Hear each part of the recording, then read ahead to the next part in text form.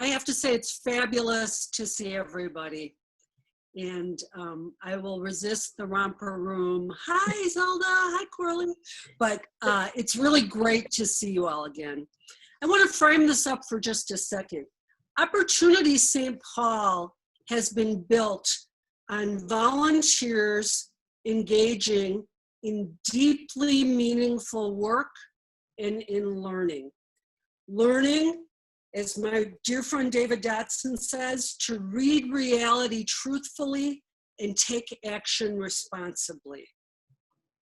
Our work together was interrupted by COVID. Schools closed, tutoring stopped, and more.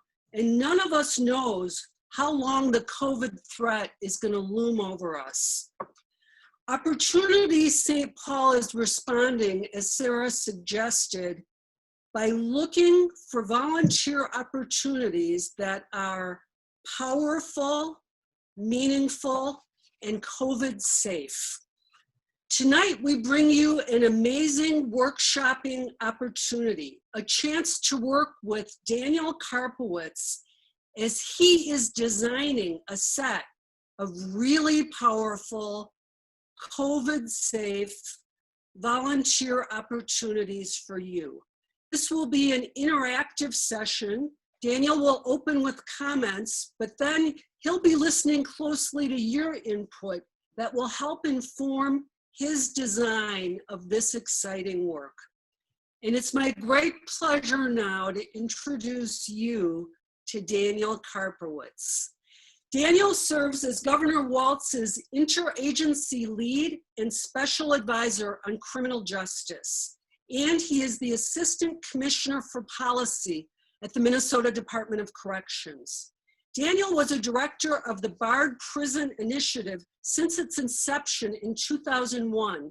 And I know many of you have been watching the College Behind Bars series and engaging in virtual coffees to discuss it. That Ken Burns special was about Daniel's work. Daniel's the author of the book, College in Prison, Reading in the Age of Mass Incarceration. And Daniel has initiated and fostered college in prison programs in more than a dozen states. Daniel's on the faculty, was on the faculty in the political science department at Bard College. He's taught rhetoric at Berkeley. He's taught at the State University of New York and at the Tribhuvan Law Campus in Kathmandu, Nepal. Daniel's a lawyer and has engaged in significant work on topics including residential desegregation in Chicago, racial insurance redlining in New York City, alternatives to juvenile incarceration in his hometown of Philadelphia. He has awards too numerous to mention in our short time. Daniel holds a law degree from the University of Chicago and a BA from the University of Pennsylvania in European history and English literature. Please join me. You can clap on your clap function in welcoming Daniel. And Daniel, I'm going to ask you to start off, if you don't mind, with some comments, maybe framing up the criminal justice system, specifically in Minnesota, with your plans for college and prison here, and with your thoughts or questions about how we might help. Daniel, the floor is yours. The mic is yours. Thank you, Randy. Can you all hear me? Yeah, okay. Thank you very much for that lovely welcome, for all of your hospitality and generosity since I first began the transplantation to Minnesota from the Hudson River Valley. And to all of you for being here in this conversation and for welcoming me and my very close friend and colleague Zelda Rowland to this group this evening. I'd actually like to share with you a small anecdote that I think speaks to some of the work that we share. As Randy mentioned, I had worked around the country I used to call it myself, I was on the evangelical wing of the Barred Prison Initiative. I would go to other states and try to convince elite, exclusive typically wealthy, prestigious liberal arts colleges to open up a campus inside a prison for people who would never otherwise make it to the shores of their campus. And one of the projects that was closest to my heart was at Notre Dame University, in partnership between ourselves, Notre Dame, and Holy Cross College at Notre Dame. And I remember the place where the brothers in the Order of the Holy Cross are buried is actually very close to my home in upstate New York, in Valatia, New York. And no matter where the brothers are in the world, when they pass, they're buried out here in the Hudson River Valley, about 2 hours outside of New York City, up in the Catskill Mountains in Valatia. And so Brother Jesus and Brother John, who were the vice president and president of Holy Cross College at Notre Dame, were in Valatia for a gathering of the International Order of the Brothers of the Holy Cross, and came over to our house for Shabbat. And we had a Friday night dinner at our house in Hudson, New York. And after dinner, we did what we always did in South Bend, is we sat down and we started drinking scotch together. At one point, I became more frank with them, and I said, I've worked with a lot of colleges and liberal arts colleges around the country, and you guys were the first explicitly contemporarily religious college that I ever worked with. And I had some reservations, to be honest. I wasn't sure what your motivations were in doing this work with us. Bard College is, as my friends there used to say, an Episcopalian institution run by Jews. And I wasn't, we had this sort of pretty staunchly sort of atheistic approach to the work that we do, and I think very deeply grounded in values and morals, but quite secular. And the Notre Dame and Holy Cross College relationship was new for me. And I said to them, I was unsure. I had hesitations about you all because I wasn't sure what your motivations were for this work. Why did you want access to these students? Why did you want to develop a college and prison program? And at the same time, I told them, you guys are the easiest academics to work with I've ever had, because you meet students in prison with the highest expectations. You don't pander to these students at all. You seem to have no tension between an idea that you're doing good works somehow, and that you can speak frankly to students about where they're at and where they need to get to. And that was very refreshing to me as a liberal, as it were, that they didn't mind being tough. So I said to them, I had to say, I was with reservations. How do you guys understand, the leadership of the Holy Cross College, this in relating to your mission? And the president of the college, who was actually a working class kid, who was now very, very senior, who was the president of Holy Cross College, who'd grown up outside of Albany, not far from where we were sitting that night, and had just come back from 5 years in Rome representing the Order of the Holy Cross in the Vatican. And he said, well, that's because education is the mission. If he said to me, he read what I was saying, he said, we're not there to proselytize, we're not there to convert. Education is the mission. And I said, Brother John, that's what I've always felt from you. But could you, if this is a stupid question, forgive me, but I said, could you put that in more theological terms for me? Like, is that an appropriate question? Because I didn't know. But if it is, could you put that in theological terms? He said, of course I could. He said, theologically speaking, anything we do, in our view, that helps students realize their intellectual and creative potential redounds to the greater glory of God. And we were sitting on my sofa, and I listened to that, and I said, that's exactly why we do this at Bard, except we don't say it that we don't say it that way, we don't frame it that way. But I couldn't have heard anything more like-minded to what we were doing. I said, it's too bad, Brother John, we can't put that on the Bard College website, but it does speak to why we're doing this work. So Randy, I just wanted to share that because I think for obvious reasons, it's a story that in some ways or another may ground a lot of us in what we find inspiring about this work. So you asked me to frame this out in Minnesota. I can do that very briefly.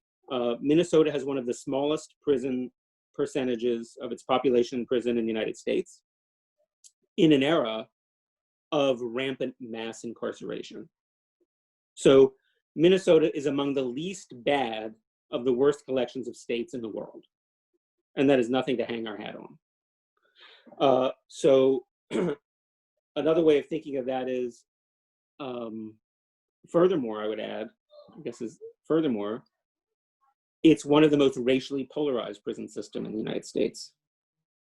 So while Minnesota has a relatively low rate of mass incarceration, it's still mass incarceration, and it's one of the most racially polarized, meaning the gap between the number of white Minnesotans there are and the number of white Minnesotans there are in prison between Blacks or Native Americans is so vast that it actually puts you in the worst 5 states in the country. So it's a relatively small system, but a very racially polarized, or ethnically, if you'll forgive that use of the term, ethnically polarized system. And I was on a call with the lieutenant governor, actually, who's their highest ranking Native American in, I think, American political history, state government. And the question came up as COVID has driven down the prison population in Minnesota, there was some enthusiasm on the call with leadership about how low it's gotten. COVID has driven the prison population down to 8,200 people. And the sentiment on the call was, that's a really good number, because we haven't had that number and we don't know how long. And that's true. It's been years since there were that few people in prison in Minnesota. And then I was asked, as the person who's supposed to know certain facts, I suppose, doesn't that get us back to the 1980s? And I said, I'm afraid not. It gets us back to the mid-2000s after the flood of punitive legislation was passed in the Minnesota state legislature. And I asked on the call, does anybody know what Minnesota's prison population was in 1987? Nobody knew. 3,000. There were 3,000 men and women in prison in Minnesota the year I graduated high school. And if you think Minnesota is that much safer, $600 million a year, or $1.2 billion per biennial budget, now than it was in 1987? So it's incredibly, this reminds me, I'm gonna really say something I shouldn't, but it reminds me of the old, let's put it, European saw, the most important political battle is the battle over common sense. And we've completely lost the battle over common sense. When some of the most well-meaning amongst us think if we can get that prison population to 8,000, we've had a victory. When not too long ago, it was at 3,000 and nobody noticed. So that's a little bit, Randy, of the context, maybe in terms of mass incarceration or Minnesota, what's good about Minnesota, where we've collectively held the line in Minnesota, where it's true, we're not nearly as bad as other parts of the country, but that is no reason for celebration. And, you know, what does it take to get the same level of community safety, community resilience, community well-being, and have 6,000 people fewer simply not behind bars in Minnesota? What would that look like? And how hard would that be? So the college work is only a very small piece of that. The kind of work that Zelda does at Yale, or that I do now here in Minnesota at the U or with Metro, that kind of work is a small piece of that very big picture. But I think it is disproportionate in that it speaks to the motivation, it speaks to the values, or it speaks to the vision, that we might have our anchor institutions of higher education, our Max, our Augsburgs, our St. Thomas, our Gustavus, our U, our Metro, seeing the men and women who are currently incarcerated as their students, as part of their academic mission, not as reducing this, that, or the other social harm, but simply, we have first-generation low-income students in these places, and they could make the dean's list, or they can go to public health, or they can be literary scholars, or they can be nurses and doctors, what have you. So that's the framing out. I could talk very briefly, if there's time permitting, Randy, about this Open University project that you referred to. Is that useful? Sure, that'd be just great. And you have till like 7:45, we'll open a Q&A session. So feel free to take the time till then to present the thoughts you'd like to share with us. Great. Okay, so I'll actually keep it brief so we can have more time for conversation rather than less. So very, very briefly. For the first time in Minnesota's history, but I believe probably in any state, during the transition after the last election, the Walz administration did something, I think unique. You know, during a transition, a governor's office is like a giant employment agency. You have to fill hundreds and hundreds of appointed political positions across the state government. You have career civil servants, and then you're going to have leadership that's appointed by the incoming governor. So how do you fill those positions? You create job searches. And for those of you who have been at firms or your own firms or in academia, you understand this whole process of a job search. How do you fill a position? So how you cluster and organize the search for jobs is very telling. What kind of things, which kind of things, remember from Sesame Street, what goes with what? Which kind of things go together? Maybe it was Electric Company, that same moment. The Walz administration did something unusual, and they combined the search for the Commissioner of Public Safety with the search for the Commissioner of Human Rights. No one ever had said that human rights and policing were the twin issues for a state. In addition to that, they combined the search for the Commissioner of the Prison System with the Commissioner of Higher Education. No one had ever done that. So the same interviews, the same questions, the governor had to come into the room and ask the governor-elect and ask the same questions of Dennis Olson and Paul Schnell. So they really elevated this particular partnership between what is the future of inclusion and excellence in Minnesotan higher education, and what does it mean to try to reduce mass incarceration, reduce the harms associated with how we respond to crime and punishment, so forth. So my work is a piece of that bigger picture. Our long-term goal, or our medium-term goal, is to build a new generation of partnerships between the anchor higher education institutions and really not the prison system, because the prison system doesn't know anything about higher education and shouldn't know anything about higher education. It's to get the prison system out of the way to build a new generation of partnerships between people who are currently incarcerated, who can and will become students, and their respective alma maters, the anchor institutions of American higher education. So we want to do a new generation of that. Minnesota used to be, bar none, the best college and prison state in the world, not in the United States, in the world. People from Scandinavia used to come to the Twin Cities and visit Stillwater to see how do you build partnerships for universities. There was email at Stillwater between professors and students in 1979. I mean, this state was just really globally cutting edge. The prison system was smaller, the ambitions were greater. We have flipped that. The prison system is larger, and the ambitions have been debased and lowered. So longer term, the ambition is to rebuild that. As I came here with a lot of high thoughts, someone once said to me, someone I met in Minnesota once said to me, so your goal is to get us back to 1977? That's your big ambition? I was like, yeah, actually you could say that. My goal is to get us back to where we were in 1977. Okay, when Star Wars came out, whatever. Then as we were building this infrastructure, and for those of you who are interested, or another time when we meet later in the summer, I can talk about the details of the path forward to build out that longer term structural infrastructure.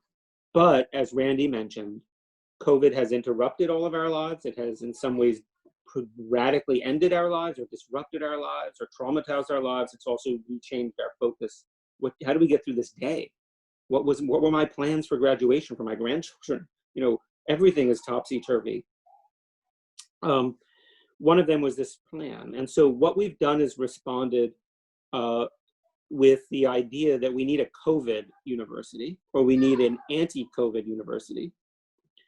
At the risk, or in the hopes that there is a Latinist among you, I don't know Latin, but my 15-year-old son, who's following Randy's kids' footsteps to go to Central, starting in August and September, and join the Latin program at Central High in St. Paul, he has helped me name this university.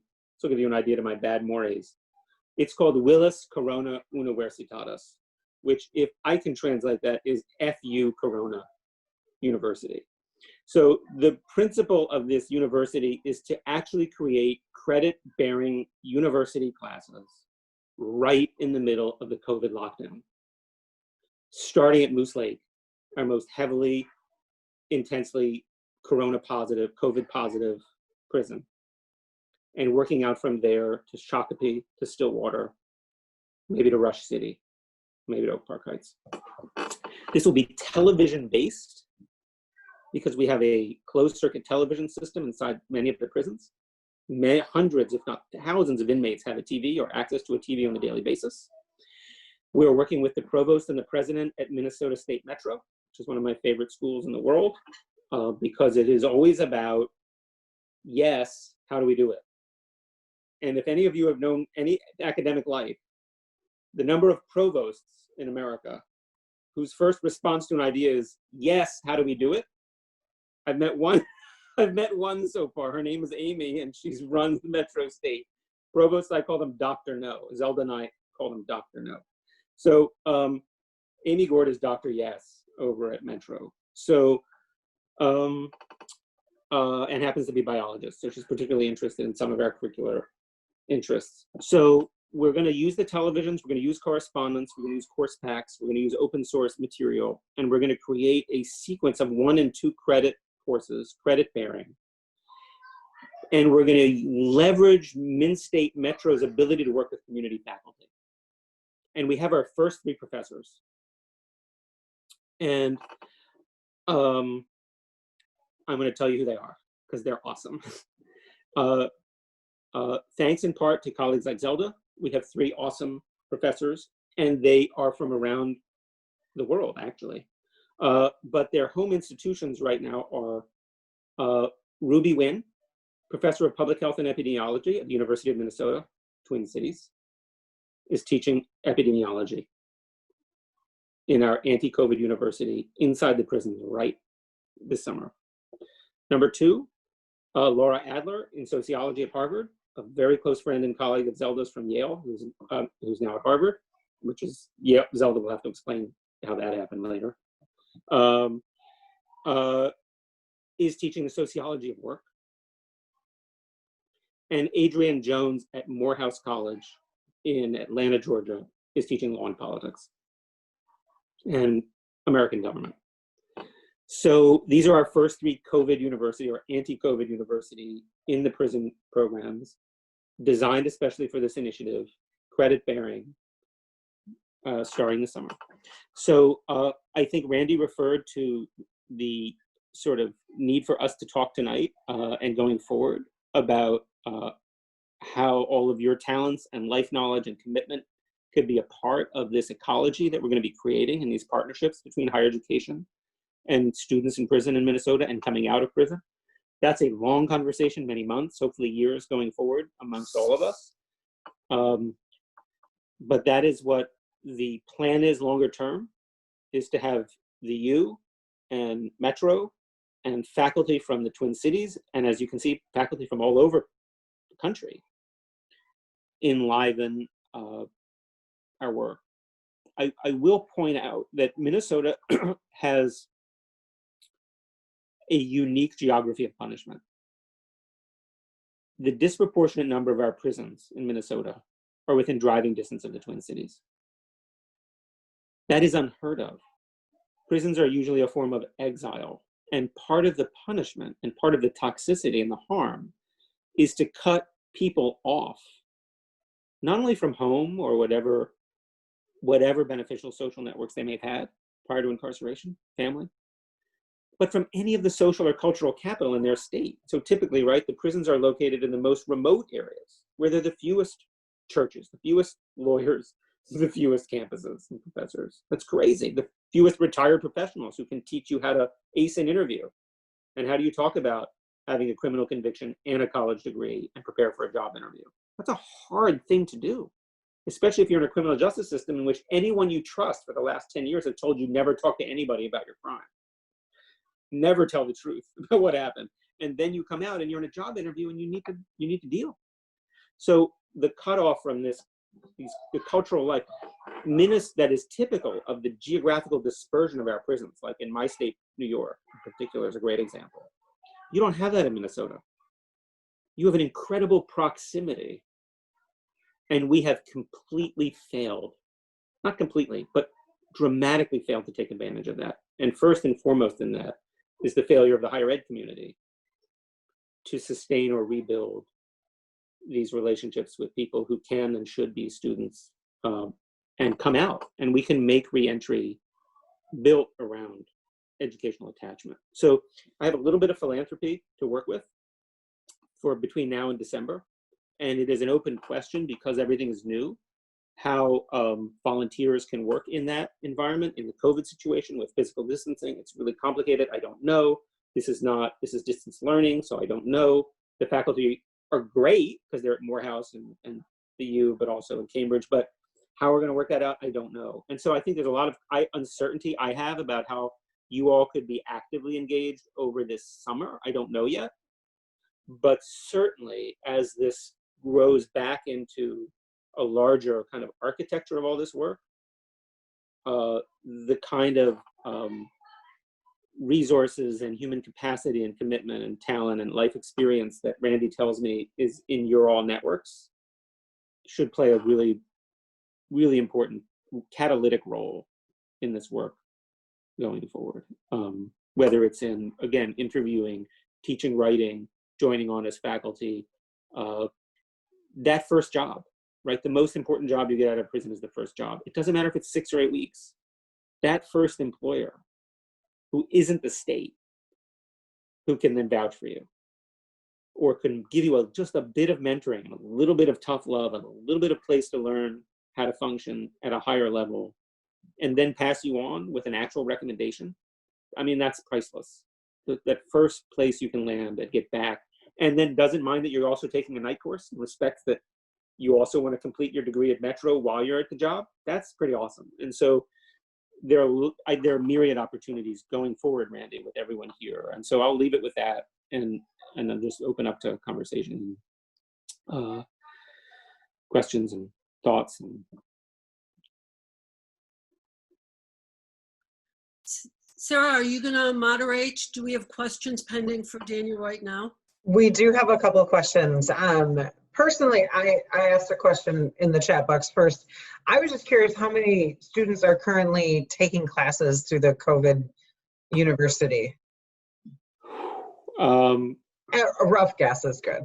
Well, 0. We won't start until June. This thing is just being built right now. So I was on the phone with Metro leadership all afternoon, with faculty all midday, with educational directors all day yesterday inside the prisons. And so these people have to film their courses. They have to design 1 credits. Yeah. Okay. We need contracts. And so we've been building this actually since COVID started. I think maybe the first or second week of the state of, whatever it's called, state of emergency or the executive order. We've been laying the groundwork for this. So sometime in June, the first classes will start. We have funding because I wanted it to be credit bearing. That's the key to the defiance, right? The key to the act of defiance, the FU part of the Latin logo, it has to be credit bearing. It has to be in the midst of everything. There's going to be 100 men and women who got their first college credit during COVID. Yeah. That was the first time they ever went to college. Not their last semester, not when they got interrupted, but when they started. That was the idea behind this. That costs money. So, but, how would I say this? I learned doing this work to enjoy raising money.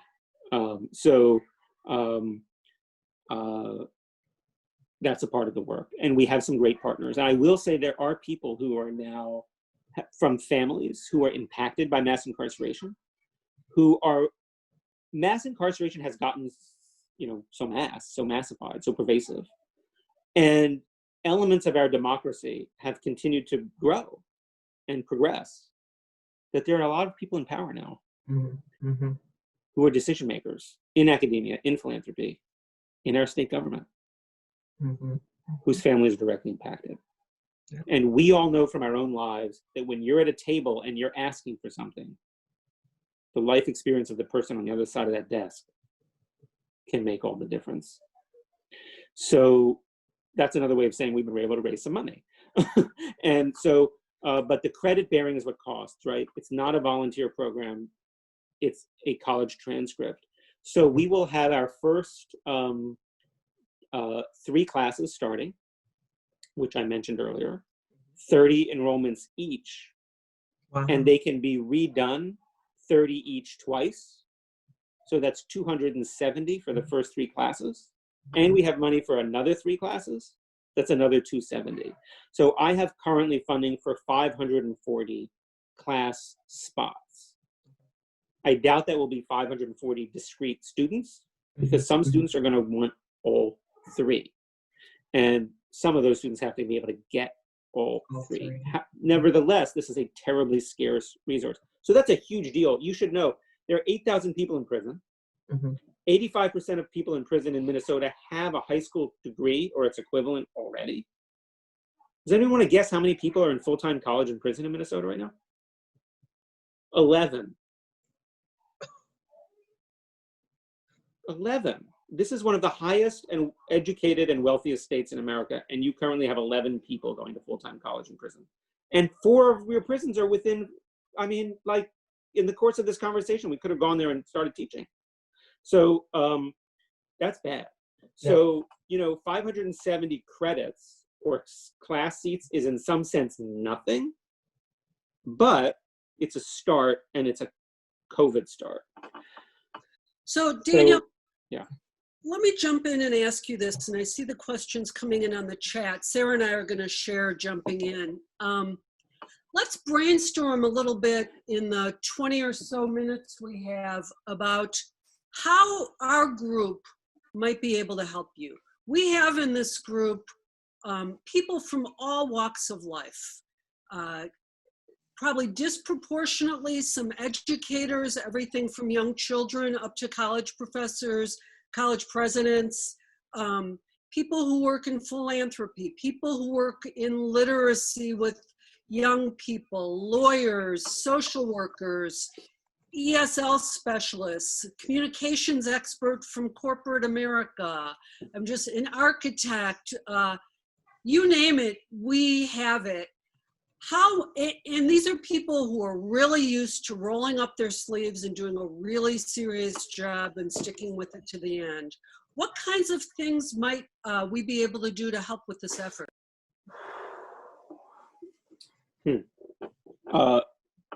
I'd almost like to keep the floor open and hear suggestions from folks rather than continuing to kind of talk and or improvise an answer. Going longer term into when we start to build the real university relationships, the opportunities are clearly endless. I need people to convince other college faculty, other college leadership, yeah, this is actually part of my mission. You know, a dean who shall not be named at Washington University said to me the first time I met with her, when we were 3 years it took to start the first WashU classes. And she said to me, our student body has a 1540 SAT incoming SAT score. Why should we be at the prison? Send the community college. And my answer to her, because I was begging, so I couldn't speak my mind, but the answer in my mind was, I don't know why. But if you do this, because no one in that prison is ever getting into WashU. But if you do this, 10 people there are going to make your dean's list. Mm-hmm. And then you've got a problem on your hands, because 10 people who you would never admit in 100 years are going to make your dean's list. So you tell me. Everyone's a chemist at WashU, by the way. The junior dean, the medium dean, the highest ranking dean, they're all chemists. I'd be like, you tell me, what's wrong with your admissions process? That these guys down the road in the prison are going to make your dean's list, but they can never get in. Is that what meritocracy looks like? They're never getting in. But if they get in somehow, they'll make your dean's list. What's up with that? So convincing president, former college president to college problem president, you might think this is part of our mission. Or how do you support faculty to teach in a program like this? Mm-hmm. Is this part of what it takes to get tenure, or after you get tenure, it's part of something you can do? There's all sorts of things like that. I mentioned the interviews. Someone who can work with formerly incarcerated people or currently incarcerated people who are preparing to come home, how to do an interview, how to write an expository essay. how to think about educating their own children or being positively involved. I'm just trying to respond to your list of all the different kind of range, right? People who are experts in parenting. My wife's stepmom was in parenting and early childhood development at Jefferson Hospital in Philadelphia. That's a huge skill to offer. There's students, right? There's any numerous ways. In the short term, Sarah and Randy, it's with this COVID university, it's very hard to know. Book drives. I mean, look, our prisons are working on opening up visitation and maybe volunteers. I certainly know visitation right now. I mean, that's a priority for our leadership, is to return visitation. We may need books. We may need donations for like how to take notes and supplies, like just material.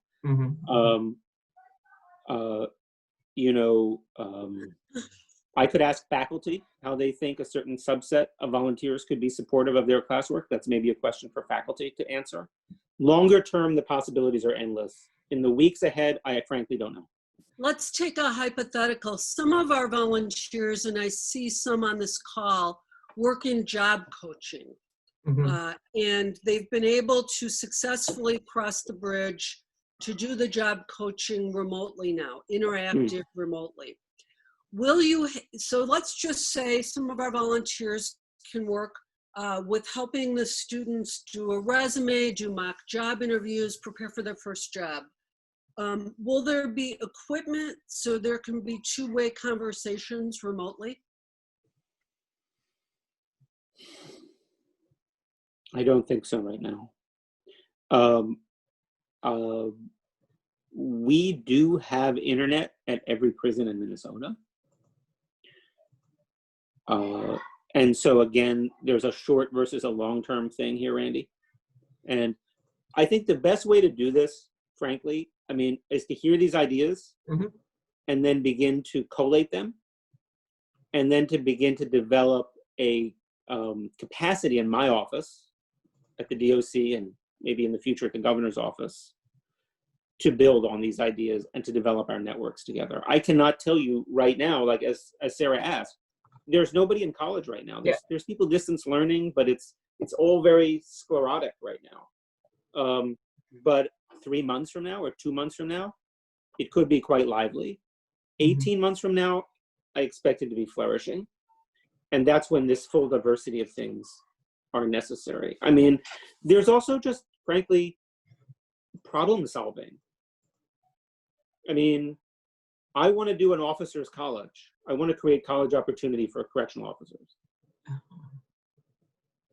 Not just for people who are incarcerated, but for the officers. One of the obstacles to that is childcare. Guess what? Men and women who are COs would love to go to college and have nowhere to put their kids to take a class. I have wardens raising their hand to say, of course, I'd love my officers to go to college. That'll make my prison better. It'll also reduce resentment against college for people who are incarcerated. When we say to our own working people, yeah, we'll help you complete your degree from Mankato that got interrupted during your divorce and before your kids, and now you're screwed and you can't finish. Yeah, we'll help you finish your degree. You know what we need? They need childcare. I mean, how many millions of dollars would Minnesota save if it could get its correctional officers some childcare? Because it's killing us on overtime. I mean, so even a network of professionals and people with all sorts of interesting professional experience to solve certain kind of problems on behalf of the agency or a particular facility that people that may live nearby and can brainstorm with leadership about resources and problem solving. There's all sorts of things you can think about. What is the prison nearby you? Is it Stillwater? Is it Shakopee? Is it Fair? Not on this call, maybe Faribault. I don't know how your scope is geographically, Randy. So I would say there's just really a lot of need. I'm also thinking about building, I have some philanthropy lined up to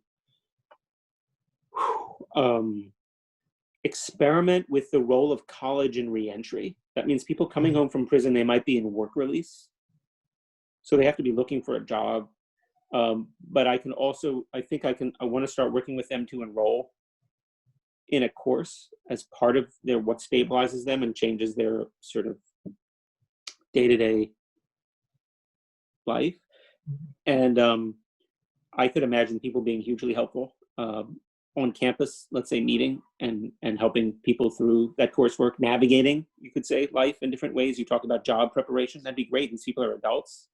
They need to be juggling a lot, helping them manage ambitions, setting proper expectations, lots of stuff like that, where professionals could be very, very helpful. So again, I'm afraid I have a short-term deficit of opportunity, but a long-term surplus of opportunities. This is Vince DiGiorno. I'm one of the people who volunteers at a job counseling organization. You know, one of the challenges I see is I think these first jobs, they're hard to come by when you have a felony conviction. I mean, I have a client who I've worked with for a couple years now. He has a 19-year-old felony conviction, a very minor felony conviction, and it continues to keep him from getting better jobs. He can get some jobs, but he's prevented from getting better jobs because of it. And we started to pursue expungement, and he was cited for an open container in a park in St. Paul last fall.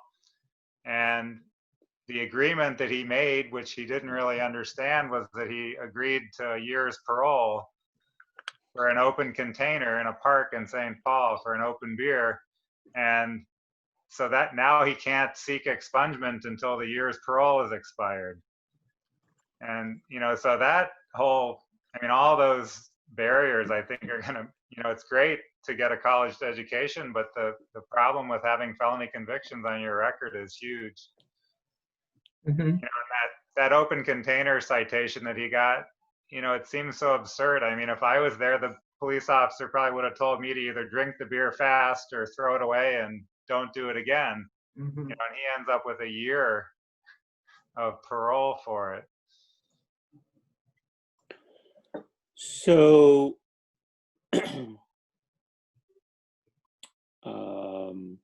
we are talking about reading in an age of mass incarceration. And reading is really central to who we are and how we become who we are and how we evolve who we are. It is not going to end mass incarceration. And what you're describing is exactly what mass incarceration looks like. It is an inescapable network of mean-spiritedness and punitiveness and arbitrary and sometimes not arbitrary you know, exercise of power on people, things that really deface people's lives permanently. I can't answer that for you. I can hope that, well, I know from experience how really significant college engagement actually is a pathway forward for a lot of students. We work a lot on cultivating professional pathways after college and college and prison, in which a felony conviction is not such a barrier. Where are those fields? Where are those disciplines? Where are those workplaces? They are there. So there's both a need to fight against these, what you're referring to, I think is what the wonks call collateral consequences and the real spread of the punitiveness of mass incarceration. Look, we have before COVID, we had the lowest unemployment rate in America in 50 years. And the lowest rate of workforce involvement in post-war American history. Meaning the unemployment rate was low, but the number of employable people not working was at an all-time high. And the economists at our banks are telling us that's how you kill an economy. And that's from two reasons.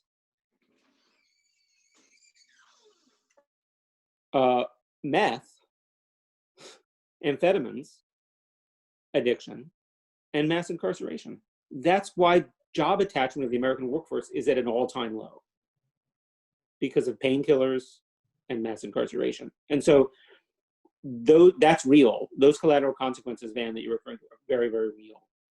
But there's also opportunities that we need to be able to identify where there is a path forward. And so I can speak more to that later, but whether it's in technology, whether it's in public health and community health, I was on the phone much of the midday today with faculty and leadership at the Minnesota at the U's School of Public Health.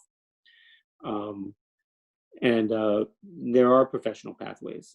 And so that's where we also build on the plus side. That's where I focus my time. I'm not a litigator. I'm not a state representative. But I can find those pathways where there are opportunities. And that's something we could, this group can work with us on. But so is the advocacy. I mean, you need to go through the Department of Human Services. And we as a state, they need to deal with these expungements. They need to deal with these licensures. I mean, there's a huge thicket of obstacles to people who have a felony conviction. Yep. That really makes them, in the words of Marie Gottschalk, the journalist and political scientist at Penn, caught.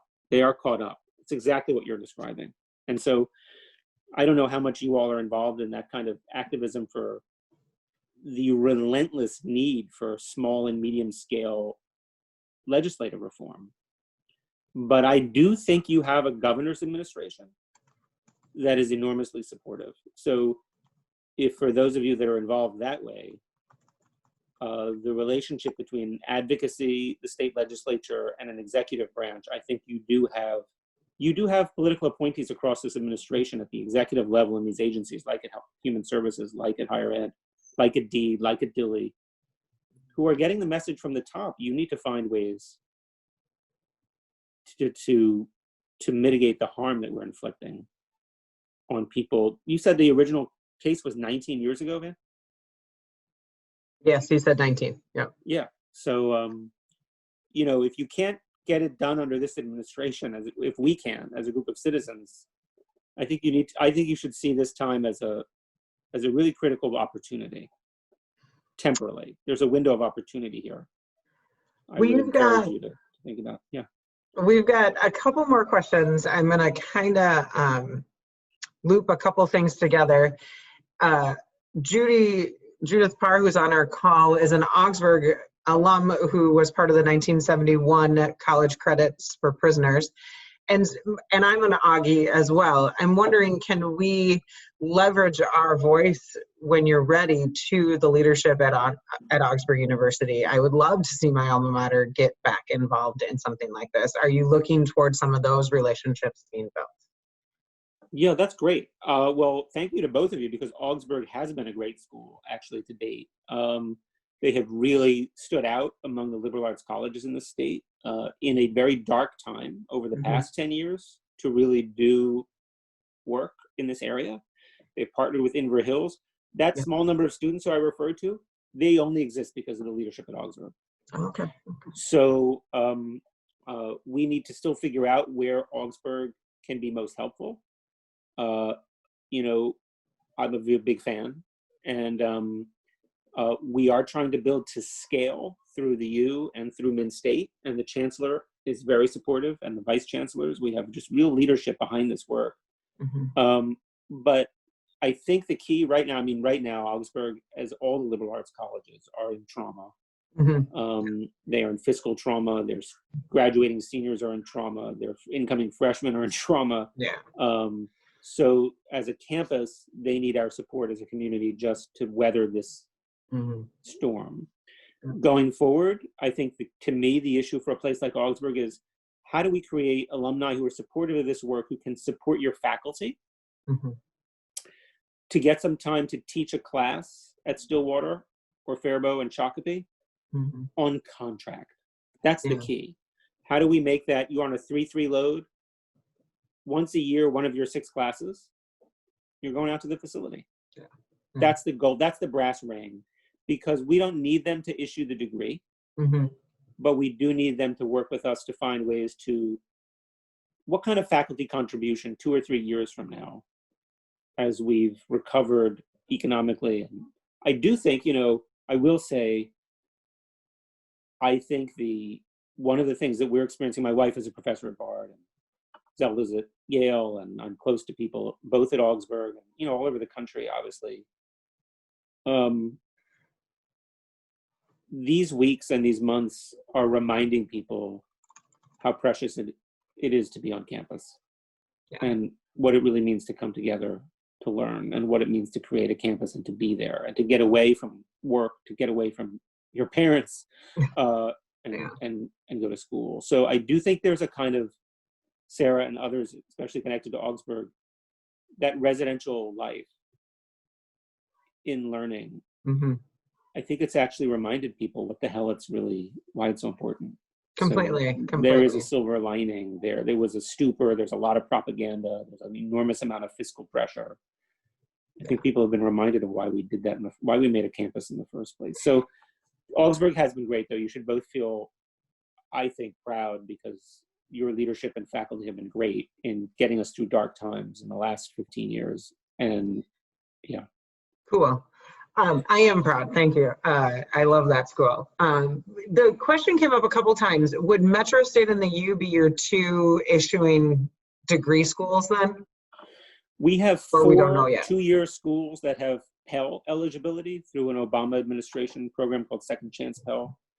And then we have these two 4 years, yes, that we hope to be our 4-year sort of flag bearers. Okay. That's the idea. So Augsburg faculty would teach, in this case, through Metro, because Metro has almost unlimited amount of what they call community faculty. That's why we have someone who's the chair of civics and politics at Morehouse teaching at Metro this summer, in 4 different prisons. So Metro's super flexible. So the faculty at Augsburg can teach through Metro, and the U will be shaking them down for their own faculty. And they're pretty tough. If anyone here can help me crack the U open, I'll give you my personal cell phone. We'll get you in contact with anyone who can crack the U open up. Right. Kind of just a policy question. A lot of us watched the film, and the question was that the students were able to use computers but not the internet. And does that policy exist here? And would it be changed to do online classes? Great question. Minnesota is far, far ahead of New York or any other state that I'm aware of in having internet access in its prison and being actively involved in investing in local area networks at each prison. So the future of this work will mean that you don't need it. Just to be clear, you don't need it. I mean, we built local area networks. You bring in a server, you bring in a terabyte. I worked out a relationship with the Mellon Foundation and JSTOR, and we got people in prison to search JSTOR. I can't remember if that's shown in the documentary or not. You don't need it, but it's great to have it. Minnesota is far ahead. Minnesota's done a great job. So in the years ahead, we will have internet. We will have tablets. We already have hundreds of tablets. We can run Blackboard, or what's the other one called? Oh, yeah. Right. Whatever those learning systems are. These will be very technologically rich learning environments. I'll put it that way. My problem is to prevent the second half of the question. No, we will not move to distance learning. No, we will not allow gadgetry to displace people. No, we will not use software to displace professors or graduate students or volunteer, teaching support culture, et cetera. No, and that's gonna be my fight. The fight is going to be, again, not just leveraging the technology, but keeping it from eating up the whole thing. We're in a very good place right now because of where leadership is on that. But my job is to build an infrastructure in part that's human-centered, in person. Faculty have to drive out there. Yeah. Students need to be in classrooms together, and to institutionalize that so it will be very hard for the next people who come along to tear it down. So that's a yes and a no, right? Yeah. So we want all the best of technology. We want to have our cake and eat it. And so we want all the best of that technology, and we can do online stuff.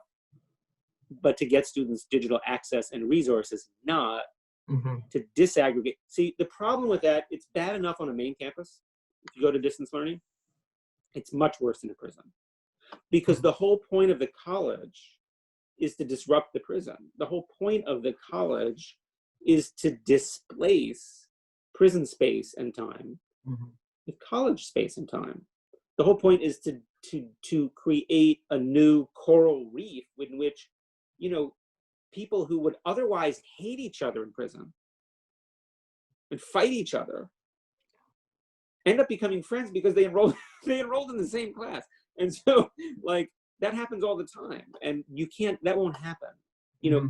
we have distance learning going on in Minnesota prisons where there are people in the prison who are both taking a class from the same school. They don't even know each other exist. Teachers don't know where their students are. It's just disgusting.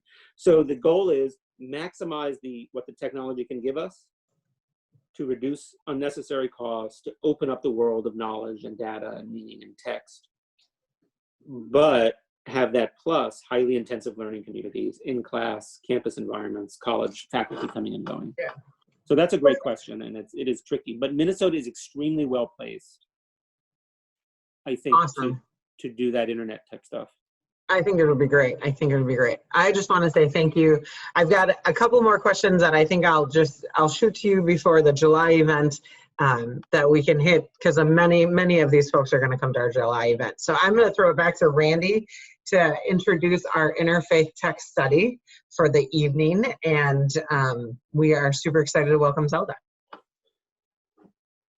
Hold on, Randy. Yep, there we go. Thank you so much. I just want to first thank Daniel and say to our group, I think everyone can feel the richness of the potential of how the world can change through this work, and how we can step into a place where there's so much meaning and opportunity. And everyone can also tell that we're on the ground floor. Daniel is in the midst of design right now for something that he hopes to launch in the fall. My guess is he's up at 2 a.m. thinking about a lot of the things that we brought up and the kinds of resources that our group might be able to bring to the program. And we'll be thinking about it too, and working with Daniel in the weeks to come to try to sketch out some specific volunteer roles. So Daniel, thank you. You've lit something up in people's hearts and minds, and this is just the beginning. Now Thank you, Sarah. Thank you, Randy. Thank you. Now I'd like to turn to introducing Dr. Zelda Rowland. Zelda will lead our Interfaith Tech Study session tonight. Zelda is the founding director of the Yale Prison Education Initiative, or YPEI, at Dwight Hall, which is Yale University's Center for Public Service and Social Justice. Zelda conceived of YPEI after working with students enrolled in Wesleyan University's Center for Prison Education at Cheshire Correctional Institution. As director of YPEI, Zelda coordinates YPEI's work with the Connecticut Department of Corrections, works with others engaged in prison education and criminal justice reform nationally, and works with faculty, administrators, staff, and students who support YPEI at Yale. Zelda holds both a bachelor's degree and a PhD from Yale, and is affiliate faculty at Yale Law School's Arthur Lyman Center for Public Interest Law. It's my great pleasure to welcome Zelda to lead our Interfaith Tech Study tonight. Thank you. Thank you, Randy. And thank you, Sarah, and also to Earl for inviting me to be a part of this. Everyone can hear me, right? and it's always a pleasure to speak with Daniel, my friend and really the great mentor of my life. But I was going to get right into the tech study, but I will say perhaps afterwards, if anyone's interested in our program or what's going on at Yale, I can tell you a little bit more about it. But I do want to quickly say, because I've been thinking about Vince's question. I don't know if he's still around. We have a very small program, but I've had no problems getting anybody employed so far, because the very first word on their resume is Yale. And I leverage all of our social connections and our entire network. I use Yale's Office of Career Strategies to help people get job interviews, to get jobs. And I treat everyone who comes out of our program as a Yale student graduating, as I would treat a senior graduating. And it's that kind of difference of using a place like a Yale using a university campus that really helps people, that changes the way that they think about themselves, that other people think about them. It's an important difference. Rather than sending someone to, for example, a reentry organization nearby that's going to send them into a really, terrible list of job interviews where they'll have no success. It's really changing the way you think about it, putting them through Yale classes, watching someone succeed, and then seeing how they're able to actually move forward with their lives is really an amazing experience, especially if you've, been to college and gone on the job market, tried job interviews. Anyways, so for my tech study, I'm in New Haven also, obviously. I made my background the campus that I no longer have physical access to.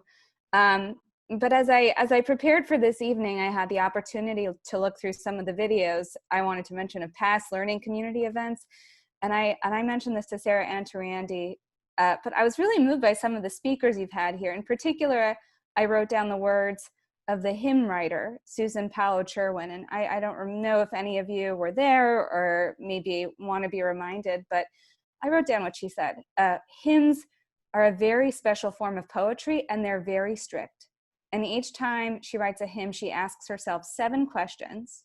She makes sure those words are true, beautiful, excellent, that they give God glory, that they can bear the weight of mystery, that they're appropriate, and that they do not replace something of greater worth. And I thought that might be a really nice place to start with my brief and getting briefer text reading, because the way that Earl has explained the way the text study works to me is that I'm going to look at a primary text very briefly and then a piece of commentary. And in the Jewish tradition, the bulk of that commentary is known as midrash. And when I was a child, it was explained to me as this: all the white spaces in the pages of the Bible are midrash. Everything but the black ink. And so when you read the midrash, some of it has always seemed to me truly pulled out of thin air, and it just doesn't. It's people trying to make sense of something that's totally not in it. It's like when you're in a college literature course and someone's just pulling a totally fabricated interpretation out of something, and you think that's just not what the author was remotely intending. Some of it seems to be trying to make sense of that, but also they're making sense of what is kind of total mystery, something totally mysterious and inexplicable in the stories in the Bible. So that was kind of a beautiful thing to me, pulling together Susan and Earl. So also now, as I understand it, you're moving through a sequence of themes, from friend to family, to stranger, to adversary, to partner, to community. And today I've landed at adversary, which is a fitting maybe theme for my text study. So when I thought of primary passages for my tradition to select that concerned adversaries, a few in particular immediately popped out. The story of Cain and Abel, the story of Jacob and Esau, which I'm very drawn to both of those stories because, especially because I'm an older sibling, and it always seems to me that God chooses the wrong sibling, which is to say the younger sibling. And in particular, I've always thought there was really something beautiful about Cain, who was simply not favored by God. And there was no reason why. He didn't do anything wrong. God simply did not take his offering. And he becomes jealous and kills his brother. And when I was young, that seemed totally reasonable to me. But ultimately, I went with a seasonal text that I'd like to introduce to you in just a couple minutes, with Passover just behind us. And it's a reading from Exodus, chapter 2, verses 11 through 14. And since I think I'm just debuting our technology for you, it might be fun to have it on the screen. And I was thinking perhaps I could share the screen. Let's see. I can share the actual text with you and you can look at it with me. Does that work? Is it a miracle? It's a miracle. All right. Here we are. So this is when Moses is sort of like in his late adolescence, although I think he's actually in his 30s, which is great. But sometime after that, he's still living in the court of the Pharaoh. When Moses had grown up, he went out to his kinsfolk and witnessed their labors. He saw an Egyptian beating a Hebrew, one of his kinsmen. He turned this way and that, and seeing no one about, he struck down the Egyptian and hid him in the sand. When he went out the next day, he found 2 Hebrews fighting. So he said to the offender, "Why do you strike your fellow?"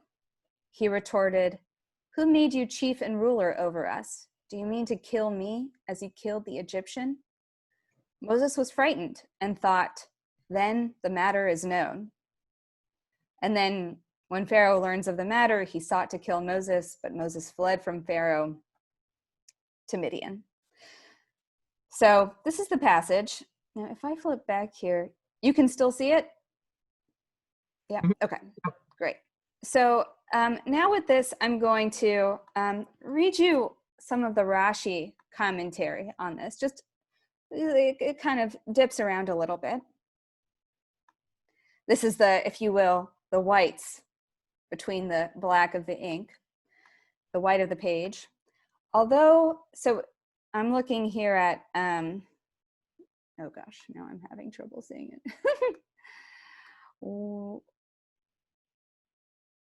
Here we go. Although, wherefore wilt thou smite? Which is a sort of Rashi saying, why do you strike your fellow? Although he had not yet smitten him, he's termed here wicked because he had merely raised his hand against him. So Rashi is saying, you know, what we're seeing here is 2 people who are in an argument, and one is wicked who has not yet actually, you know, struck the other person, but the act of being about to strike someone is itself wicked. But then I want to focus down below here. He retorted paragraph. And Moses feared, Moses was frightened, explained in its literal sense, he was afraid of Pharaoh. A midrashic explanation, though, is he felt distressed because he saw that there were wicked men among the Israelites, common informers. He said, since this is so, perhaps they are not worthy to be delivered from bondage. And then this last little line, then the matter is known. Surely the thing is known. Explained in its literal sense means, well, I've been found out, the fact that I've killed the Egyptian is known, but the midrashic explanation is, now there is known to me that matter about which I have been puzzled. How has Israel sinned more than all the 70 nations, that is to say, there were 70 nations total at the time, more than all the 70 nations, that they should be oppressed by this crushing servitude. But now I see that they deserve this. So you have this problem here for Moses. He wants to do the right thing. He sees injustice and abuse, and yet he allows himself to dwell on the question of whether someone is worthy of being saved from that abuse, whether they're worthy of being delivered from bondage, of being made better, of whether their community is worthy of being made better. So I have some thoughts about this, but I thought the other thing that Earl very, very strongly made clear to me is a very important part of this is the discussion amongst the participants.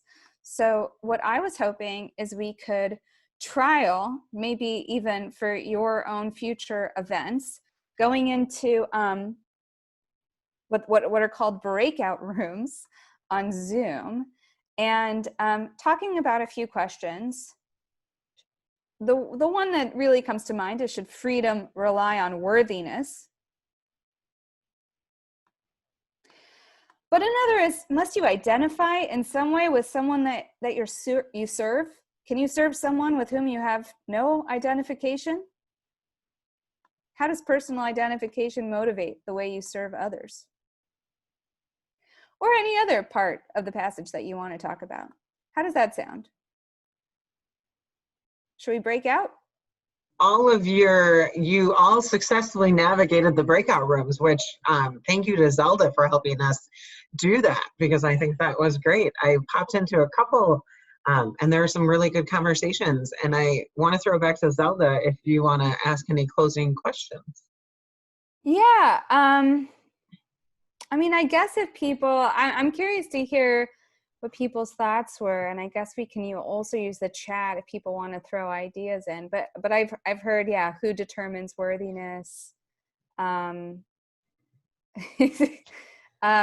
other like burning thoughts that anyone wants to share? I liked we got into a little bit of just Bible study, as it were. But that's always good to do too. Our group was thinking about the fact that, I mean, really, this is a question that it took Moses 40 years to think about, since after he fled, he didn't come back for 40 years to really, seal the deal and bring the Israelites out of Egypt. So, and I will confess that I think this was maybe even a trick question, because I know from the nature of the work that I do, perhaps the conversations would veer towards, individuals who's worthy of saving. But when I sort of read this passage, I couldn't help but think about Yale, which is like an institution, a body of people. Is it worthy of a program like this? I don't really think about, like the Bard Prison Initiative, and I'm sure Daniel's work and a lot of our colleagues around the country, we don't look at sentence length or type of conviction when we're admitting students to higher education and prison programs. It doesn't really matter to us what someone's done. If they show promise, they're eligible for admission to a college program. That's not what this work is at.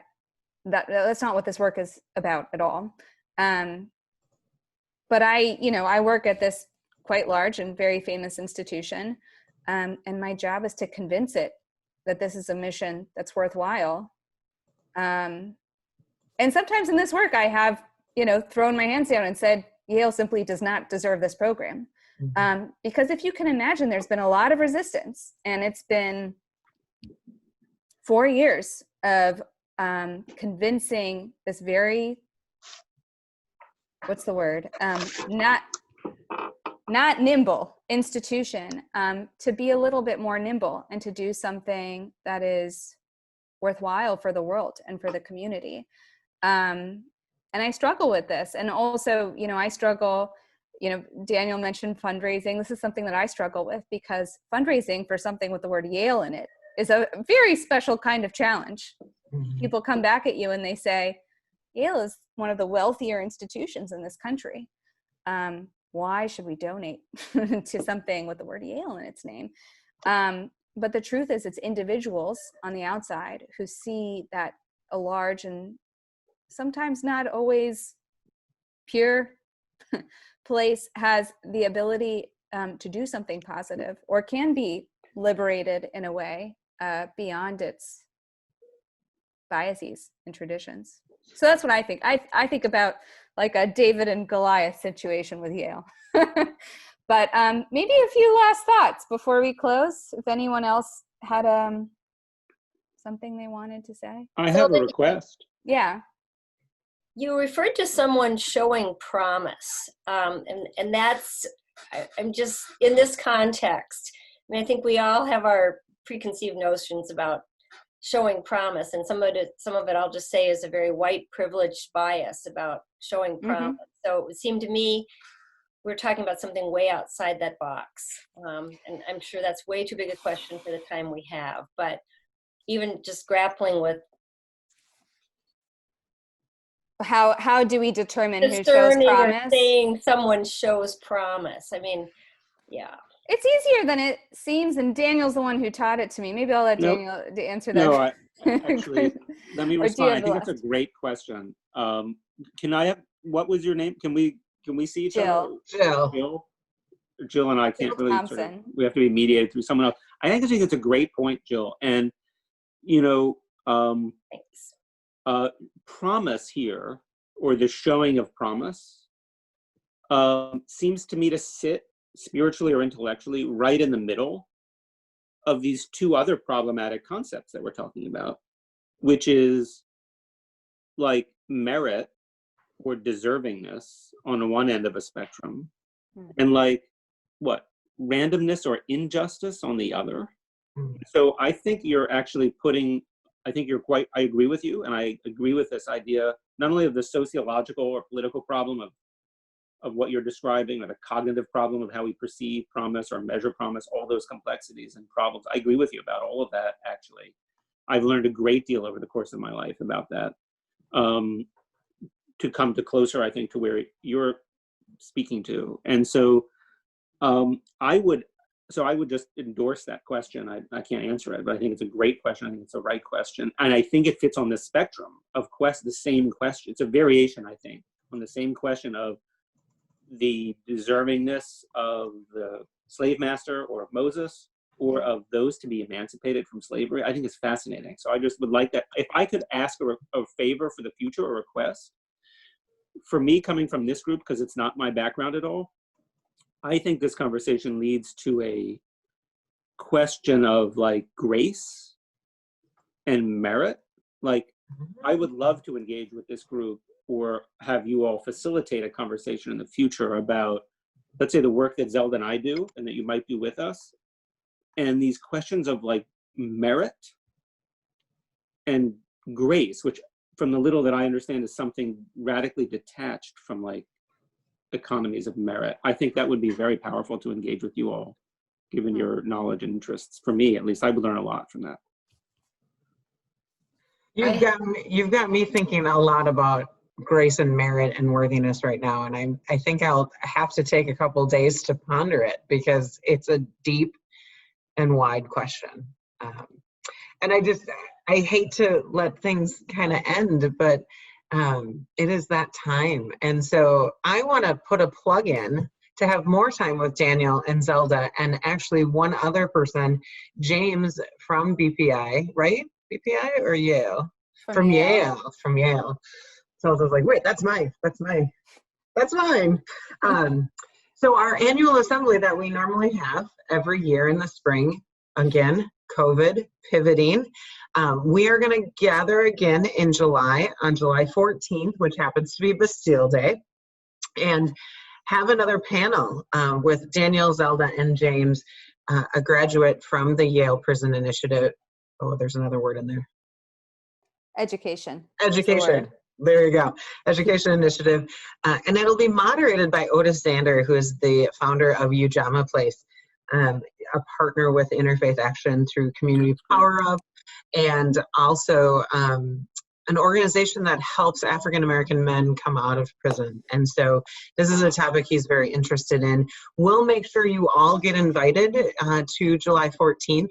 Time is TBD still, and we are super excited. I forgot to plug the College Behind Bars and documentary, the Ken Burns documentary, is also on Netflix for free now. So feel free to Netflix that and chill. It'll be something that you will find great joy in. So on behalf of Randy, Daniel, Zelda, Wade, and myself, thank you for a Zoom LCE. Zelda, one more thing. Yeah, and I'll just say, James is my colleague who he's an alum of the Wesleyan Center for Prison Education. I met him when I was teaching through that program. He spent 20 years incarcerated and was released just a few years ago, and he's kind of a perfect example of when he got out, even though he wasn't affiliated with Yale at the time, we leveraged our connections, and he ended up working with me at Yale. So now he's an employee at Yale and of the Yale Prison Education Initiative. And so it'll be really exciting to include him in this conversation. July 14th. Bastille Day. Bastille Day. So watch your emails, friends. We will also be sending our normal exit tickets out tomorrow. Let us know how you liked our Zoom event. And yes, Coralie, I would love to talk more about that as well. And I will give you a shout tomorrow. I'm reading off the chat right now. So thanks, guys. Have a great night, and we'll see you all soon.